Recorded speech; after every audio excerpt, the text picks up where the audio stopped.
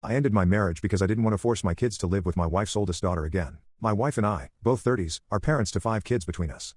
I have 2 kids, 15 and 13, with my late wife, and my wife has 3, a 16-year-old daughter with her ex-boyfriend and 2 more children, 10 and 7, with her late husband. We've been married for 4 years, and we were together for 2 years prior. When we met, she shared custody of her oldest daughter with her ex, and after we had been married a little while, some problems started to be brought to the surface. Family members suspected she was stealing from them while she was there and complained about her attitude. Then I noticed money was missing a couple of times, and we never had proof of who it was. But my wife's ex would mention something new their daughter had bought because she was such a good saver, which was not what we had experienced at all. She was someone who spent what she got the second she got it, unless someone put a stop to it. And her dad was never someone who would do this. He was always the opposite of what I could tell. Then she started being more blatant about disrespect and stealing, and a little over a year after we were married, her dad petitioned the courts to move out of state for work and take her with him.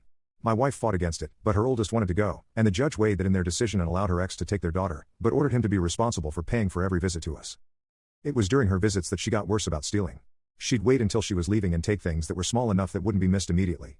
One included my 15-year-old's Nintendo Switch, or at least some parts of the Switch that she had mentioned were broken on her Switch at her dad's house.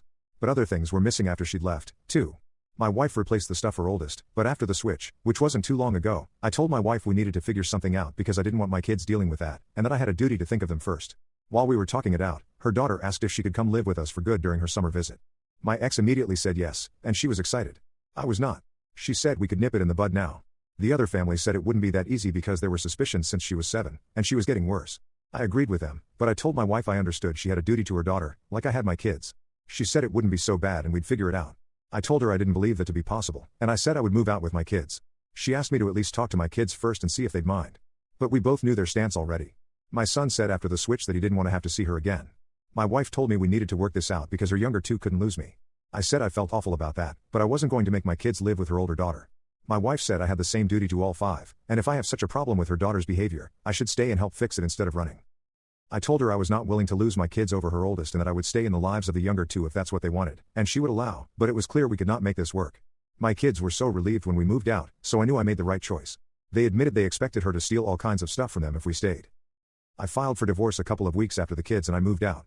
My wife has tried, and failed, to get me back. Her oldest lives there now, and she said we never really tried to work something out. I told her there was nothing to work out when I was clear about what I would not do. She told me the youngest 2 are the biggest sufferers because both dads chose to leave them, and how was she supposed to explain to them that their second dad put his bio kids before them? She has tried to convince me several times over that I should call off the divorce and make a go of being a family again. But I refuse.